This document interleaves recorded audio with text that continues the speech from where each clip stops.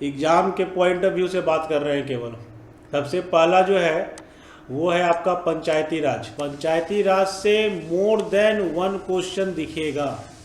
Complete पढ़ना, complete मतलब इसके हिस्ट्री से लेके आज के दौर तक। जब आज़ाद हुआ देश 1947 में, तो इसका कॉन्स्टिट्यूशनली कैसे कैसे डेवलपमेंट हुआ और आज क्या स्थिति है, ये बहुत इंपॉर्टेंट टॉपिक है।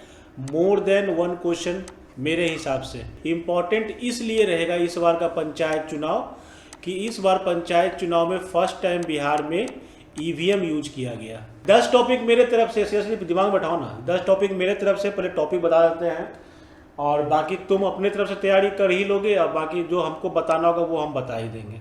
दूसरा जो क्वेश्चन है वो जो दिखेगा वो दिखेगा गवर्नेंस से, गवर्नमेंट नहीं गवर्नेंस से, ठीक है।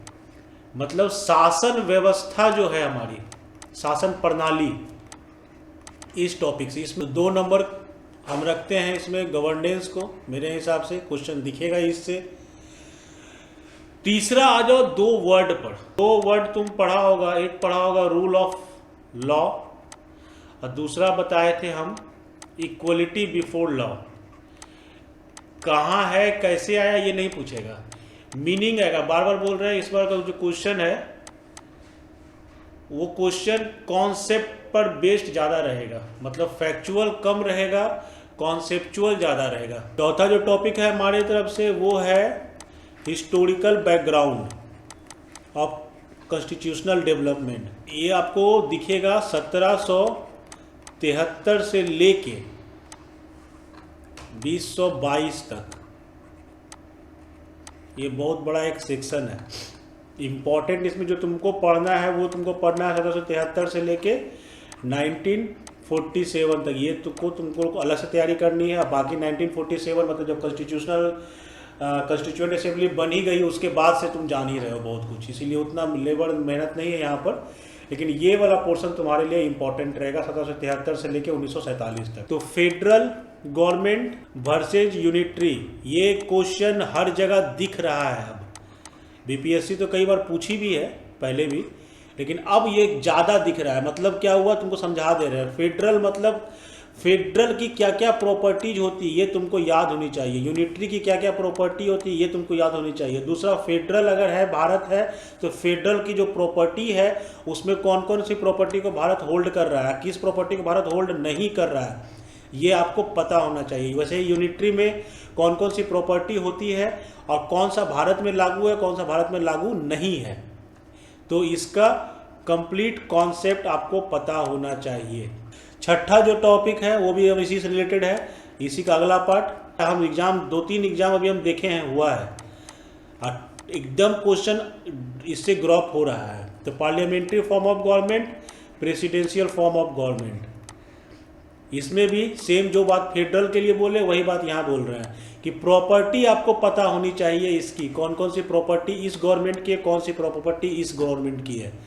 तो ये आपको भारत के परिप्रेक्ष्य में ही नहीं, केवल ये आपको जानना है पॉलिटी के हिसाब से। इंडियन पॉलिटी की बात नहीं कर रहे, पॉलिटी जो पढ़ाया जाता है, पॉलिटिकल साइंस, उसके हिसाब से आपको इसको जानना है और उसके बाद पता करना है कि भारत के लिए क्या है और बाकी के लिए क्या है, ठीक है। तो ये आपको जानना है। उसके बाद जो इम्पोर्टेंट टॉपिक रहेगा वो रहेगा अटॉर्नी जनरल में भी क्वेश्चन दिख सकता है। अटॉर्नी जनरल और कैग दोनों के में कोई एक दिखेगा, होप ऐसा कर सकते हैं। ज़्यादा चांस ये सब का नहीं है लेकिन फिर भी ये सब एवरग्रीन टॉपिक है।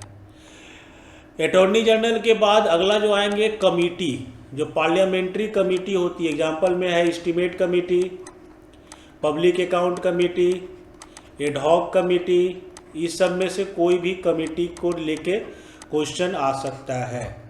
कितना नंबर आर्टिकल में है, क्या ये सब लोकसभा में वोट कर सकते हैं, क्या ये लोकसभा में बोल सकते हैं, ये अपना रिपोर्ट कहाँ देते हैं, रिपोर्ट कौन चेक करता है, वगैरह वगैरह।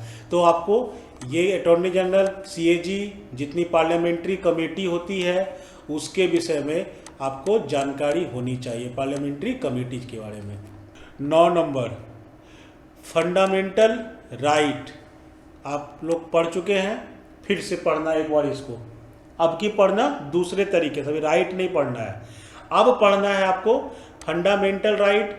बांटो दो पार्ट में, ओनली फॉर सिटीजन्स कौन कौन से हैं, और सिटीजन के अलावा एलियंस के लिए कौन कौन से हैं। बात समझ में आया? मैंने फंडामेंटल राइट तुम ऑलरेडी पढ़ चुके हो, अब वैसे नहीं पढ़ना, अब एग्जाम के पॉइंट ऑफ व्यू से पढ़ना है। एग्जाम के पॉइंट ऑफ व्यू से कैसे पढ़ोगे कि कौन कौन सा आर्टिकल यहाँ पर है, कौन कौन सा आर्टिकल यहाँ पर दिखेगा। दूसरा, फंडामेंटल आर्टिकल राइट अगर सस्पेंड होता है तो कौन आर्टिकल क्या बोलता है, 358 क्या बोलता है, 359 क्या बोलता है, 44th अमेंडमेंट क्या बोलता है, वगैरह वगैरह। तो अब फंडामेंटल राइट 1 2 3 4 नहीं पढ़ना है, अब आपको पढ़ना है इस तरीके से कि आपको ये बाइफर्केट एकदम याद होना चाहिए कि सिटीजन्स के लिए कौन कौन है, कौन कौन सिटीजन्स के लिए नहीं है, एकदम कंफर्म याद रहना चाहिए कि एलियंस कहाँ पे अप्लाई करेंगे। तो ये आपके लिए इंपॉर्टेंट रहेगा, क्योंकि ये सब एवरग्रीन टॉपिक है, हमेशा क्वेश्चन घुमा फिरा के। अब नॉर्मल वैसे ही directive principle of state policy, ये इंपॉर्टेंट रहेगा। क्यों इंपॉर्टेंट रहेगा? इसमें भी कुछ स्पेशल चीज़ है जो इंपॉर्टेंट रहेगा, जैसे कि यूनिफॉर्म सिविल कोड, ये इंपॉर्टेंट रहेगा क्योंकि ये अभी चर्चा में बहुत ज़्यादा है। हमको इस पर खोजना है कि कौन कौन सा हमको आज के डेट में करंट अफेयर में दिख रहा है। तो करंट अफेयर में ये सब खूब दिख रहा है अभी, ठीक है। तो आपको इसको लेके तैयारी करना है। ये मेरा 10 टॉपिक है जो इस बार 67th के लिए अगर हम बात करें तो 67 बीपीएससी में जो अभी 2-3 एग्जाम हुआ है बीपीएससी का, 2-3 एग्जाम ऑलरेडी ले चुकी है अभी, एक ली थी एमबीआई की, एक ली थी एलडीसी की, और भी एक क्वेश्चन एग्जाम हो चुका है।